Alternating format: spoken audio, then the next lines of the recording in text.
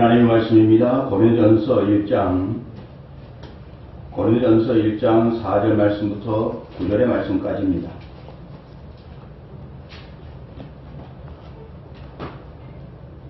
이 시간에 보실 하나님의 말씀은 고린도전서 1장 4절의 말씀부터 9절의 말씀까지를 함께 합독하시겠습니다. 그리스도 예수 안에서 너희에게 주신 하나님의 은혜로 말미암아 내가 너희를 위하여 항상 하나님께 감사하노니 이는 너희가 그 안에서 모든 일 곧 모든 언변과 모든 지식의 풍족함으로 그리스도의 증거가 너희 중에 견고하게 되어 너희가 모든 은사의 부족함이 없이 우리 주 예수 그리스도의 나타나심을 기다림이라. 주께서 너희를 우리 주 예수 그리스도의 날에 책망할 것이 없는 자로 끝까지 견고하게 하시리라. 너희를 불러 그의 아들 예수 그리스도 우리 주와 더불어 교제하게 하시는 하나님은 믿으시도다. 아멘. 우리 옆에 있는 분들과 인사하시겠습니다. 사랑합니다. 축복합니다. 인사하시죠.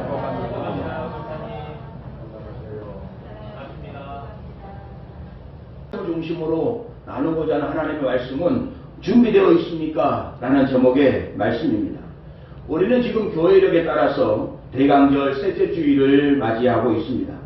대강절 절기가 가지는 의미는 우리가 잘 알고 있는 것처럼 기다림의 시간입니다. 성경에는 두 방향의 기다림으로 중심을 이루어서 흘러가고 있는데 구약 성경은 다시 오실 예수 그리스도에 대한 기다림이고 신약 성경은 다시 오실 예수님에 대한 기다림들로 가득 채워져 있습니다.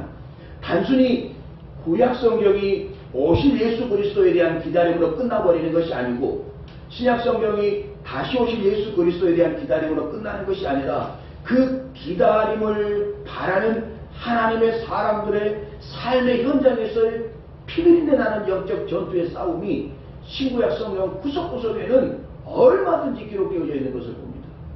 성경의 큰 줄기가 오실 예수 그리스도, 다시 오실 예수 그리스도에 대한 기록이라 하지만 66권 그 구석구석 내용 속에는 그 오실 예수 그리스도, 다시 오실 예수 그리스도를 믿는 하나님의 사람들의 생명을 담보로 한 영적 싸움이 기록되어져 있는 것을 봐요. 그래서 오늘 우리의 삶에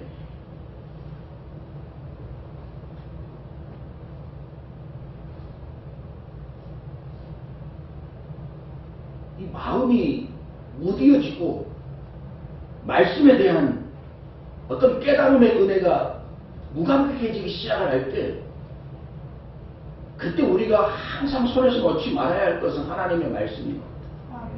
여러분 신앙생활에 가면서 내 마음이 무디어지고 있다는 것을 느끼는 것은 내 영적인 상태가 바닥에 와 있다고 하는 증거예요. 증거입니다. 사람은 느낌이 둔한 거예요. 특히 영적인 세계는 그럽니다. 그런데 우리의 신앙 가운데, 나의 신앙생활 가운데에서 나의 영적인 모습이 지금 바닥을 치고 있다고 하는 것을 느낄 수 있다고 하는 것은 그만큼 나의 신앙의 모습이 잘못된 방향으로 가고 있다고 하는 증거가 되어지는 거예요. 그래서 우리는 그 상황이 내 안에 오기 전에 우리는 하나님의 말씀 앞에 붙들려고 하나님의 말씀을 들어서 성경에 기록되어진 하나님의 그 풍성하신 은혜들로 세워지는 삶을 살아내어야 하는 겁니다. 우리의 삶은 크고 작은 기다림들로 가득 차 있습니다. 어려서는 부모를 기다리고 성장해서는 사랑하는 사람을 기다리고 늙어서는 자식을 기다리는 삶이 우리의 인생이라는 말도 있는 것처럼 오늘 우리의 삶은 기다림의 연속으로 이루어집니다. 오늘보다 더 밝은 내일을 기다리고 더 좋은 만남을 기다리고 더 좋은 환경을 기다리고 전국에는 죽음을 기다리고 천국을 기다리는 인생으로 우리의 삶이 정리되어집니다.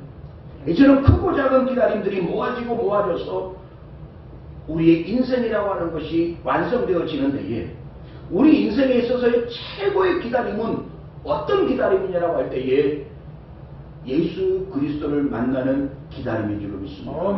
물론 인생을 향한 부모를 향한 기다림도 우리의 마음을 설레게 하고 젊은 남녀의 연인을 향한 기다림도 우리의 마음을 설레게 하고, 노년에 되어져서 자식을 기다리는 그 부모의 마음도 설레임으로 가득하지만, 우리 인생의 최고의 기다림이고 최고의 설렘은 우리를 허물과 죄에서 구원하여 주시고 영원한 하나님의 나라 백성으로 삼으실 그 예수 그리스도를 기다리는 기다림인 줄로 믿습니다. 아멘. 그래서 모든 하나님의 사람들, 구약시대로 시작하여 신약시대의 모든 하나님의 사람들의 그 예수 그리스도를 기다리는 그 기다림은 그들의 신앙의 방향이 되어졌던 것을 봅니다.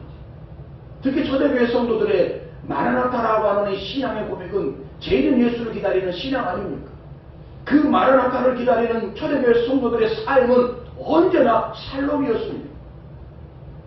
삶이 고난이 없어서 살롬이 아니라, 그들의 모든 일이 형통해서 살롬이 아니라, 죄인주 예수 그리스도, 그 마라나타 예수 그리스도를 기다리는 그 삶 가운데에서 그들은 그 주님을 기다림으로 살롬의 삶을 경험했던 겁니다. 고난 속에서도, 실패 속에서도, 오늘날과 같이 이렇게 알 수 없는 질병의 고난 연속 속에서도 그들은 신앙의 흔들림 없이 샬롬을 고백할 수 있었고, 샬롬을 외칠 수 있었고, 샬롬의 삶을 살아낼 수 있었습니다. 사랑하는 성도 여러분, 신앙이라고 하는 것은 하나님께서 우리의 마음밭에 심겨주신 믿음이라고 하는 것은 그만큼 놀라운 능력이 있는 겁니다. 그 믿음을 우리는 잘 가꾸어야 합니다. 믿음은 하나님의 선물이기에 우리는 그 믿음을 잘 가꾸어야 합니다. 그래서 물을 주고 걸음을 주고, 때가 되어지면 꽃을 피우고 때가 되어지면 열매를 맺고 수확할 수 있도록 우리는 그 믿음을 잘 가꾸어야 합니다. 그런데 그 믿음은 하나님의 선물이기에 우리가 그 하나님의 선물인 믿음의 능력을 얻기 위하여서 우리의 삶이 이루어져야 할 신앙의 삶들이 있는 겁니다. 하나님께서 아무 인생에게나 믿음을 주시지 않고, 하나님이 아무 인생에게나 믿음을 주어 나라를 구하게 하는 게 아닙니다. 가정을 회복시키게 하는 게 아닙니다. 한 인생의 삶을 바꾸게 하는 그 능력을 주시는 게 아닙니다. 하나님께서 들어 사용하시는 하나님의 사람들의 특징들을 우리는 성경을 통하여 얼마든지 발견하지 않습니까? 하나님께서 아브라함을 사용하실 때 그 모습을 우리는 보지 않습니까?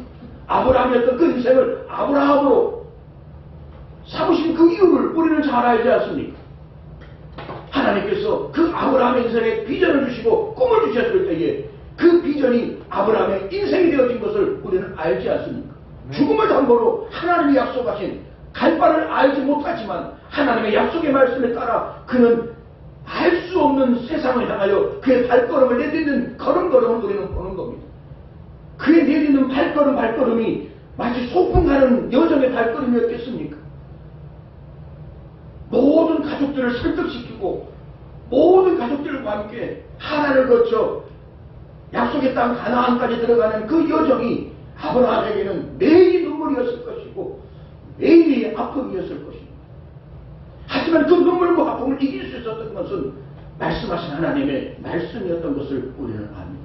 네. 말씀에 의지하여, 아멘. 말씀에 의지하여 아브라함은 발걸음을 내딛었고, 말씀에 의지하여 독자 이삭을 제물로 하나님께 바쳤고, 아멘. 말씀에 의지하여 하나님의 영광의 삶을 살아낼 때에 하나님이 전국의 그의 이름을 아브라함으로 바꾸어 축복하시는 것을 보게 되어지는 것이며, 네. 아브라함의 품으로 말미암아 태어나는 모든 후손들이 영광의 영광을 누리는 인생으로 살게 되어질 것을 하나님은 약속하고 계시지 않습니까? 네. 사랑하는 성도 여러분, 그렇다고 한다면 오늘 우리에게서도 하나님 주신 약속의 말씀이 있지 않습니까?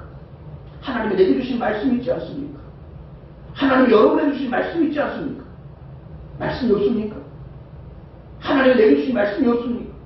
하나님이 여러분의 삶에 찾아오셔서 여러분의 마음을 위로하시고 여러분의 마음을 치유하시고 여러분의 눈물을 닦아주시면서 말씀하신 그 말씀들이 있지 않습니까? 아멘. 그 말씀을 붙잡을 때에 여러분의 삶에 새로운 역사가 시작되어 지는 줄로 믿습니다. 아멘. 그 새로운 역사를 이루어나가는 삶의 여정에 얼마나 많은 눈물이 있다는 것을 우리는 알고 얼마나 많은 고난이 있다는 것을 우리는 압니다.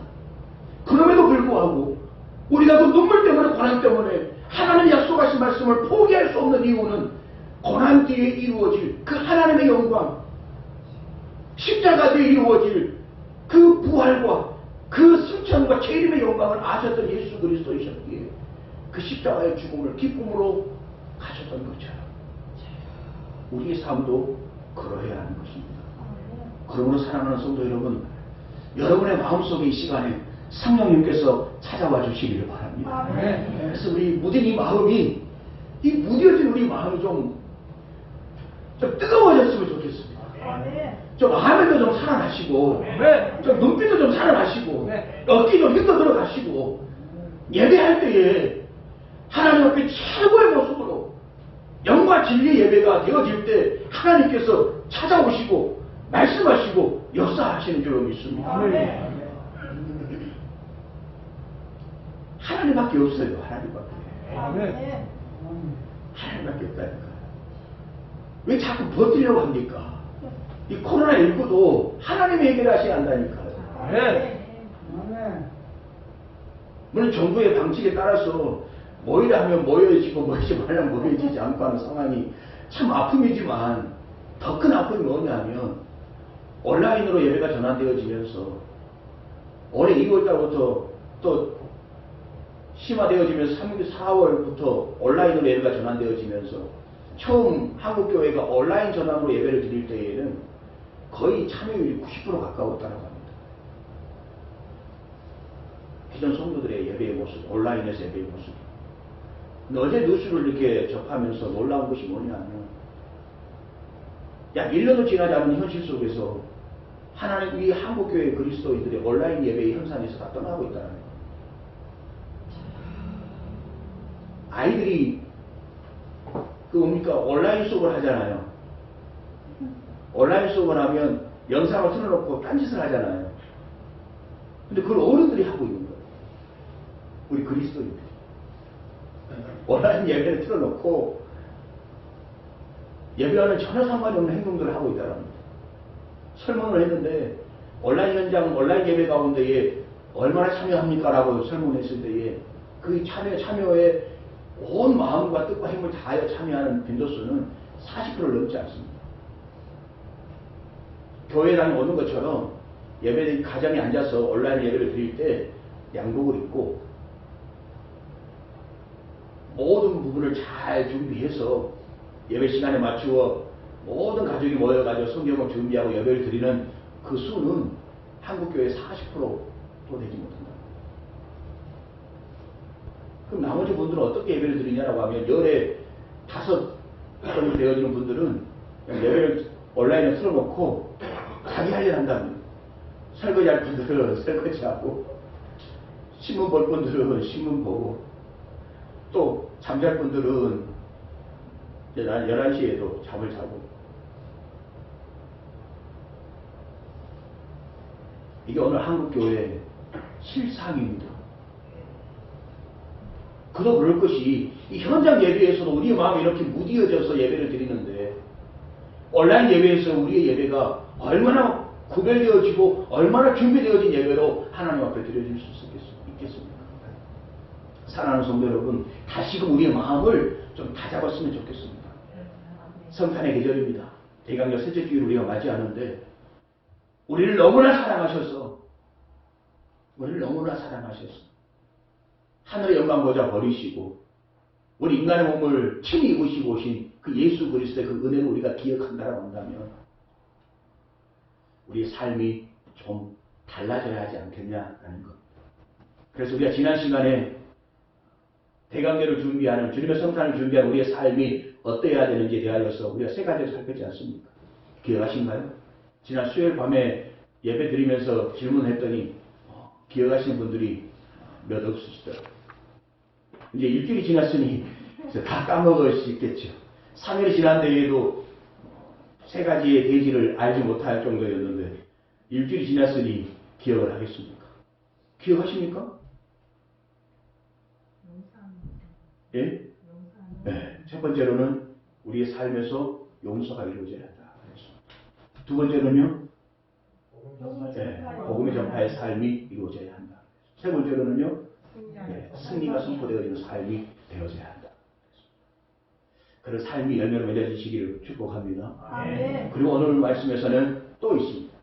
대강절을 준비하고 성탄을 준비한 우리의 삶에서 어떤 모습으로 준비되어져야 하는가.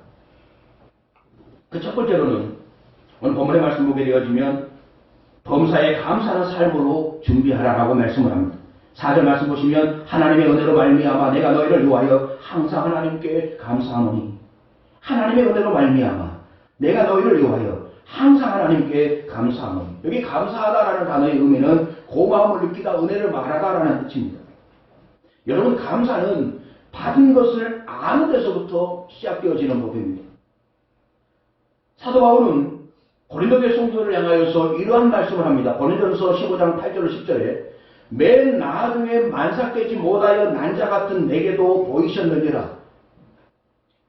맨 나중에 만삭되지 못하여 난자 같은 내게도 보이셨느니라. 이것이 사도 바울의 감사의 기도였습니다. 내게도 보여주신 그 하나님의 은혜. 여러분 바울은 부활하신 예수님께서 자기 자신에게 보여주신 그 부활의 영광으로 말미암아 그의 한평생은 감사의 인생이 되어졌던 겁니다. 바울에게 먼저 보이시고 베드로에게 먼저 보이시고 나에게 나중에 보인 것에 대하여 바울이 원망하고 불평한 것이 아니라 만삭되지 못하여 난자 같은 나에게까지 보여주신 그 부활의 모습을 바울은 한평생에 감사를 여겼다라는 겁니다. 보여주지 않아도 될 만큼 허물가지로 죽었던 자신의 인생을 찾아오신 그 예수님의 은혜가 바울에게는 삶의 이유가 되어진 거예요. 왜냐라고 하면 바울은 분명히 고백합니다. 나는 사도 중에 가장 작은 자라. 나는 하나님의 교회를 받게 하였으므로 사도라 칭함받기를 감당하지 못할 자니라. 그러나 내가 나된 것은 하나님의 은혜로 된 것이니라고 바울은 고백하고 있는 겁니다. 사도라 칭함받기를 감당하지 못할 정도로 사도 중에 가장 작은 자임에도 불구하고 그런 나를 하나님께서 기억하셨다는 겁니다. 부활하신 예수님께서 기억하시고 그 부활의 모습으로 자신에게 찾아오시어 새로운 사명을 주시니 그 사명이 바울에게는 삶이 되어졌고 삶의 이유가 되어진 것이었습니다.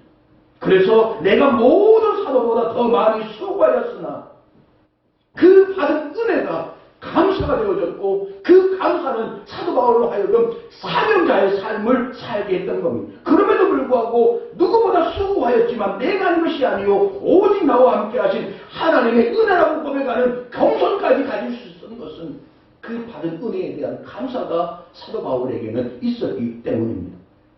여러분 사도 바울은 부활의 주님을 만난 것이 감사였습니다. 구원받은 것이 감사였습니다. 선택받은 것이 감사였고 하나님의 나라 확장을 위하여서 수고하는 것조차도 바울에게서는 감사가 되어졌던 것입니다. 감사는 소유하는 데서 오는 것이 아닙니다.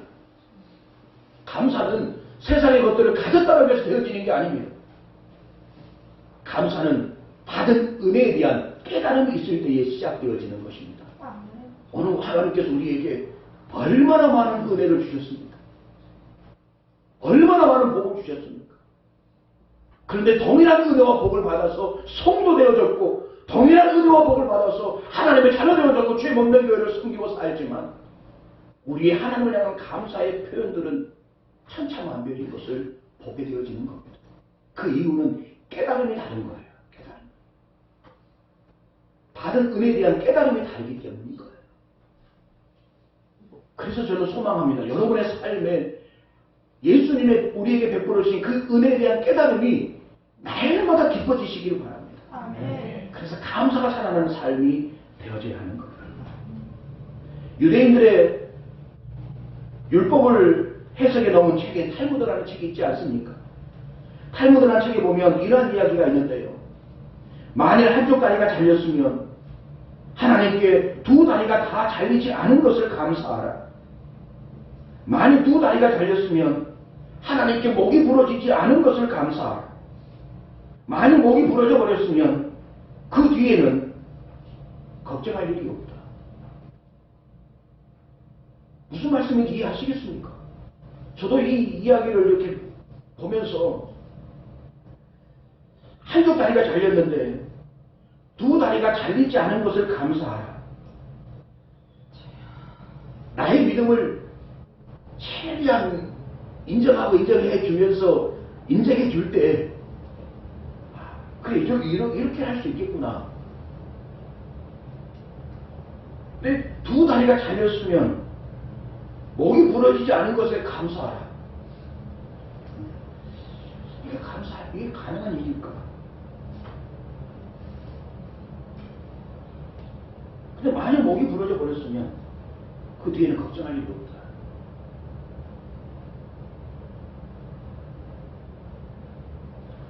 얼마나 많은 하나님의 사람들이 건강을 바라고 삽니까? 그것을 하나님의 축복이라고 포장하고 살지 않습니까? 하지만 우리의 삶에 내 뜻대로 되어진 일들이 있느냐라는 겁니다. 지금같이 코로나19로 말미암아서 계속 확장되어지는 상황 가운데에 이제 또 오늘 질병관리청에서 또 발표한다 하지 않습니까? 3단계로 갈 수밖에 없는 상황이 되어지는 상황 속에 지난 한 주간 동안에 제가 동구청으로부터 시청으로부터 수많은 문자를 받았던 것 가운데 하나는 제발 좀 성탄 행사로 말미암아서 교회가 모여주지 않기를 바라는 그런 메시지였습니다. 공연 준비하지 마시고 모여주지 마시고 모여 식사하지 마시고 모여 교제하지 마시고 그 수많은 메시지를 받으면서 이 마음 한구석이 얼마나 무겁고 답답했는지 모릅니다. 그러면서 자연스럽게 하지 말라 하니까 어느 순간부터가 이 성탄절마저도 내게 하나의 짐이 되어져 버리더라는 겁니다. 이 성탄절마저도 내 삶에 짐이 되어버리는 거예요. 하지 말라고 하면 내 삶 자체가 짐이 되어버릴 때가 있는 거예요. 불평하면 내 삶이 짐이 되어버리는 거예요. 원망을 하면 내 삶이 짐이 되어버리는 거예요. 그래서 성경은 우리에게 원망과 불평이 아니라 범사에 감사라는 것을 요구하는 거예요. 그것이 우리를 향해서 하나님의 뜻이랍니다. 왜냐하면 우리의 인생은 감사의 인생이 되어져야 하는 것이기 때문입니다. 왜냐하면 하나님께로부터 너무나 큰 은혜를 받았기 때문에 허물과 죄로 죽었던 우리였는데 하나님께서 우리를 사랑하셨어.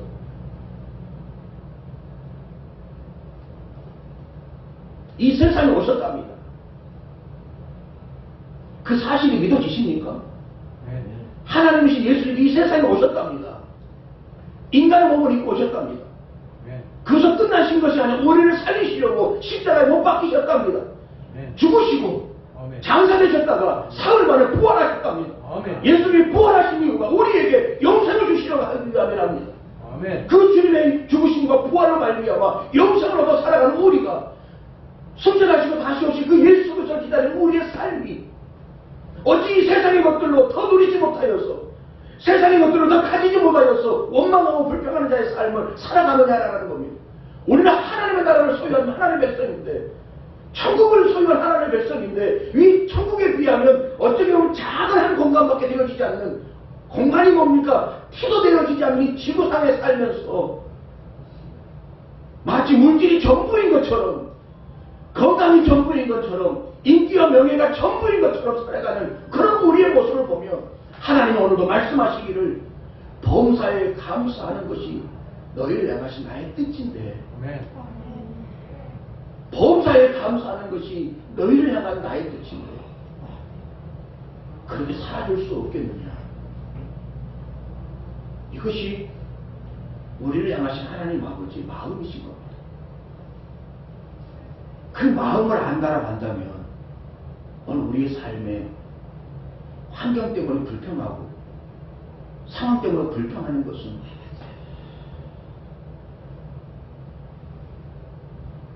또 하나님의 마음을 아프게 하는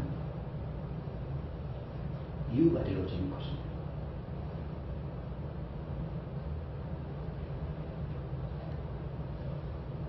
마지막 때가 되어지면 우리의 삶에 나타나는 현상들, 바울은 디모데후서 3장 2절의 말씀을 통하여 감사하지 아니하며라고 말합니다. 사랑하는 성도 여러분, 이 세상이 마지막 때가 되어지고 주님 다시 오실 날이 가까워지면 질수록 나타나는 현상들을 바울은 21가지로 말씀을 하고 있는데 16가지 말씀을 하고 있는데 그 가운데 하나가 감사할 줄 모르는 인생이 되어진다는 겁니다. 여러분의 삶에 감사가 살아있으십니까? 아멘. 정말로 여러분의 삶에 감사가 살아있으십니까? 네. 그럼 우리는 세상을 이기고 있는 겁니다. 하나님의 거룩한 군사답게 세상과 싸워가고 있는 겁니다. 다시 말씀드리지만 데살로니가전서 5장 18절 말씀에 범사에 감사하라. 이것이 그리스도 예수 안에서 너희를 향하신 하나님의 뜻입니다. 여기 범사라고 하는 말씀의 의미는 어떤 형편에서든지 무슨 일을 만나든지 어떤 형편에서고 무슨 일을 만나든지 예수 그리스도 안에서 하나님의 우리를 향하신 뜻은 우리 삶이 감사로 충만해지는 것이라는 것을 성경은 말씀하고 있기에, 그러므로 사랑하는 성도 여러분, 주의 다시 오심을 기다리는 성도의 첫 번째 표징은 감사하는 삶에 있는 겁니다. 감사로 여러분의 마음을 덮어내셔야 합니다. 감사로 여러분의 입술을 덮으셔야 합니다. 감사로 여러분의 말을 덮으셔야 합니다. 감사로 여러분의 삶을 덮으셔야 합니다. 그럴 때 나타나는 하나님의 역사를 한번 기다려보십시오. 감사로 충만한 나의 삶에 하나님께서 어떤 역사와 기적들로 찾아오시는지, 아마도 오병이의 기적보다 더 풍성한 하나님의 풍성한 역사가 우리의 삶에 임하게 되어질 것입니다. 두 번째는 그리스도 증거를 삶으로 보여라라고 말씀을 합니다. 6절 말씀에 그리스도 증거가 너희 중에 견고하게 되어라고 바울은 말씀하죠. 여기 증거라는 단어는 어떤 사실을 증명하기 위하여서 드러내는 근거라는 뜻입니다. 사람의 생각이 아닙니다. 고정관념이 아닙니다. 주관적인 판단이 아니라 지극히 객관적인 어떤 현상이라는 것이 증거라는 단어의 의미입니다. 견고하다는 말씀 의미는 확인하다, 입증하라는 뜻을 가집니다. 바울이 볼 때 지금 고린도교회 성도들에게는 예수님을 만나고 그 예수님을 사랑하는 증거들이 있었습니다. 바울은 그것을 분명히 인정했습니다. 고린도교회 성도들에게. 바울이 고린도교회 성도들을 볼 때에 그 고린도교회 성도들은 예수님을 만난 그 증거가 있었고 예수님을 사랑하는 그 흔적들이 있었습니다. 그 증거와 흔적들이 뭐냐라고 하면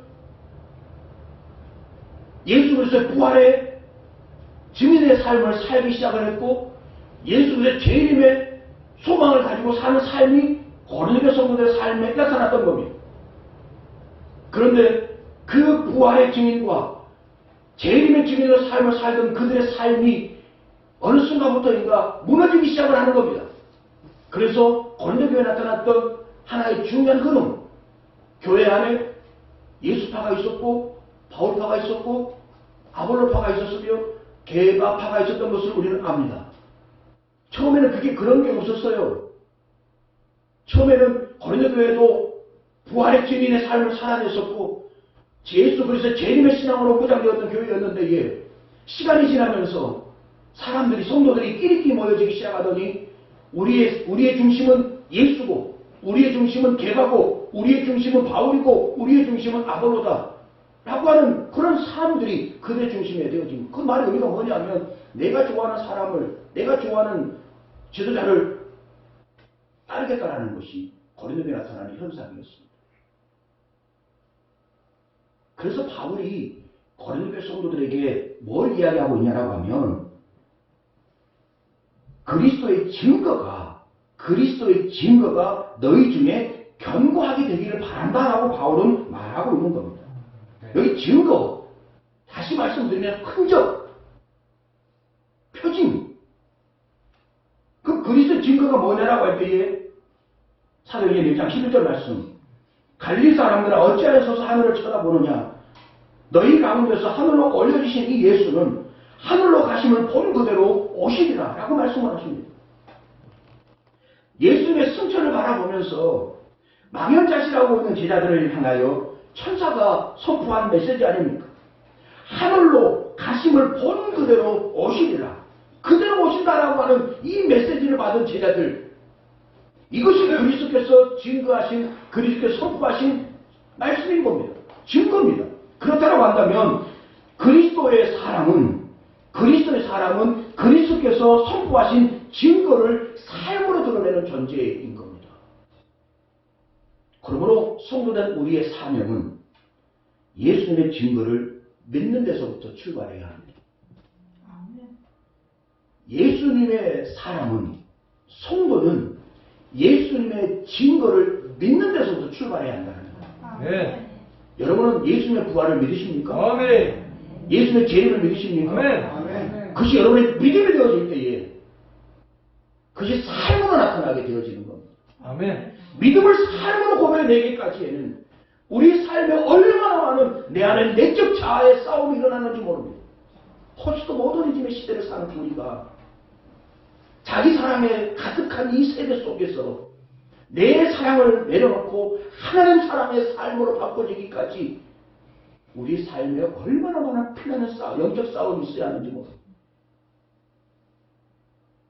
그래서 예수 그리스도의 부활을 믿는 나이고 예수님의 재림을 믿는 나이지만 지금의 환경과 상황으로 말미암아 그 부활이 희미해지고 재림이 희미해질 때마다 내 삶의 육적인 현상들이 나타나게 될 것인데, 예, 바울은 그런 고린도의 성도를 향하여서 견고하게 하라. 너희의 삶으로 보여라는 겁니다. 예수의 부활을, 예수의 재림을 보이라는 겁니다. 기억하십니까? 갈라디아서 2장 19절 말씀 보시면 갈라디아 교회를 향하여 바울의 고백이 있습니다. 내가 그리스도와 함께 십자가에 못 박혔나니, 이것이 바울의 증거였습니다.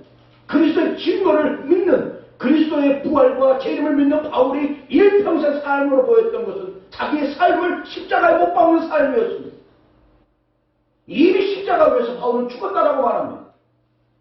그리고 자기는 내 안에 사시는 예수 그리스도를 말미암아 산다라고 고백하는 겁니다. 자기의 육을 십자가에 못 박아 죽었고 지금 이후로는 내 안에 사시는 그리스도를 말미암아 내가 산다라는 겁니다. 그리스도께서 살아가면 사는 인생이고 그리스도께서 죽으라면 죽을 인생으로 바울은 삶을 살아냈던 겁니다. 그의 인생이었기에, 그런 인생이었기에 그의 삶에 얼마나 많은 능력들이 이루어졌는지. 왜 오늘 우리의 삶에 능력이 나타나지 않습니까? 왜 우리의 삶에 기적이 나타나지 않습니까? 이유는 두 가지입니다. 바울처럼 우리도 내 자아를 십자가에 못 박지 않았기 때문이고, 십자가에 못 박고 산다 할지라도 내 안에 사시는 예수 그리스도와 동행하는 삶이 이루어지지 않기 때문인 겁니다. 우리는 이 두 가지를 시급히 회복해야 합니다. 내 자아를 십자가에 못 박아야 합니다. 내 욕심을 내려놓아야 합니다. 내 자만을 내려놓아야 하고 내 고집을 내려놓아야 합니다. 우리 안에 얼마나 많은 고집들이 있습니까? 우리 안에 얼마나 많은 자랑들이 있고 우리 안에 얼마나 많은 교만된 생각과 삶들이 있습니다. 다 못 박지 않고서는 우리는 한평생 예수 그리스도의 사람으로 살면서 그리스도를 모르는 자같이 살다가 인생을 끝낼 수도 있는 너무나 위험한 인생으로 살아갈 수 있습니다.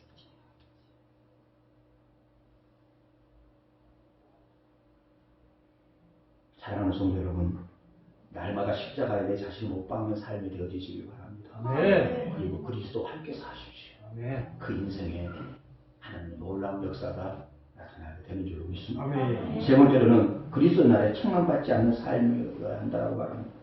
8절에 주께서 너희를 우리 주 예수 그리스도의 날에 책망할 것이 없는 자로 끝까지 견고하게 하시리라. 책망할 것이 없는 자, 이 말의 의미는 배난할 것이 없다, 야단칠 수 없다라는 뜻입니다. 하나님께서 우리를 향하신 소망이 있답니다. 주께서 우리를 향하신 소망이 있는데 그 소망이 뭐냐면 주님께서 재림하실 것인데 재림하실 날에 우리 각자 한 사람 한 사람이 주님의 보좌 앞에서 심판 앞에 서게 될 것인데, 그때의 주님의 소망은 우리 한 사람 한 사람이 비난받지 않는 사람으로, 야단받지 않는 성도로 세우는 것이 예수님의 소망이시랍니다. 그래서 그 소망을 가지고 지금도 예수님께서는 하나님의 보좌 우편에서 우리를 향하신 그 끝까지 사랑 안에서 우리를 위하여 축복이 되고 계시는 겁니다. 우리가 믿음의 자리에서 떠나려고 할 때마다 성령 안에서 우리의 마음을 타져가 주시고, 우리 사명에서 무너지려고 할 때마다 성령 안에서 우리의 사명을 다시금 뿌릴 듯 세워주시고, 우리가 다시금 믿음의 자리에서 떠나서 세상으로 가려고 할 때마다 성령 안에서 우리에게 생각을 주시고 소명을 주시고 사랑을 회복시켜 주시어서 다시금 세상으로 돌아가지 않냐고 믿음의 자리를 굳게 지켜낼 수 있도록 오늘도 하나님께서는, 아니 예수님께서는 하나님의 보좌 우편에서 중보기도 하시면 우리를 지키시고 보호하시는 겁니다. 그 이유가 마지막 재림은 아니에요. 우리 각자 한 사람 한 사람이 하나님의 보좌 앞에 서서 백보좌 앞에서 심판받을 때에 비난받는 자로, 책망받는 자로 세우지 않게 하기 바랍니다.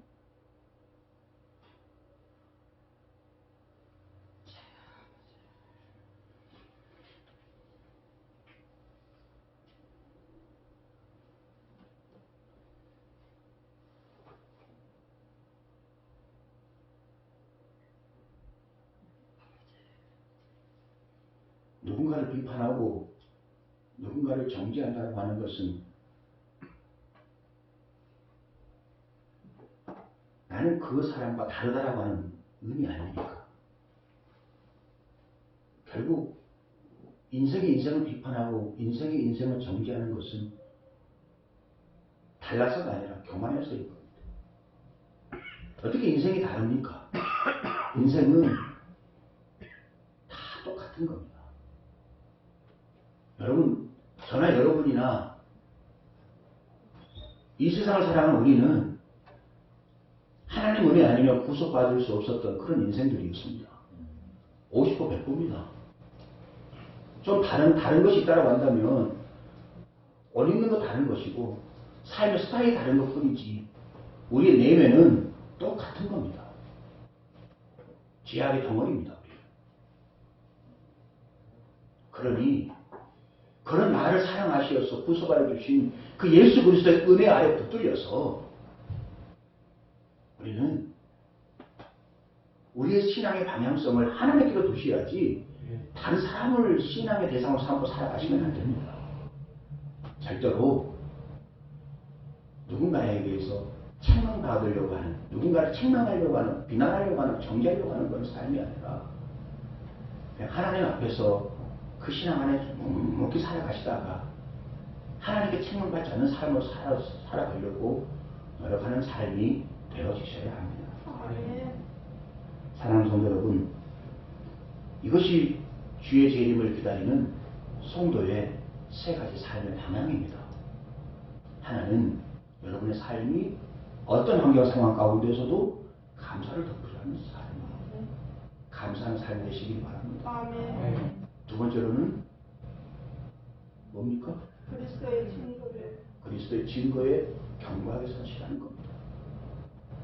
부활의 증인으로 견고하게 서시고 재림의 증인으로 견고하게 서십시오. 그래서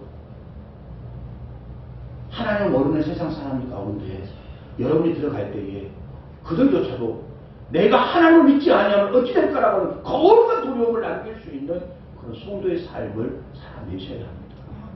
세 번째로는 책망받지 않은 삶을 살아내셔야 합니다.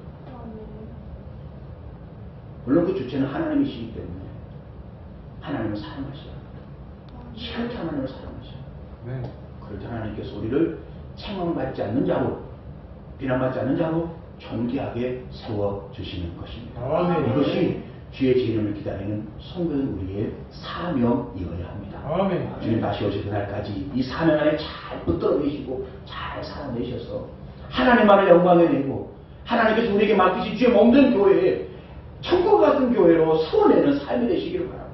여러분의 가정은 천국 같은 가정으로 임원의 가정처럼 찬송과 기도가 넘치는 가정으로 세워내시기를 바랍니다. 여러분의 믿음이 다른 성도에게로 천대만대 흘러가는 믿음의 가정, 믿음의 가문을 세워내는 축복의 삶을 살아내셔서 주님 앞에 설 때 자리가 칭찬받는 우리 모두가 되어주시기를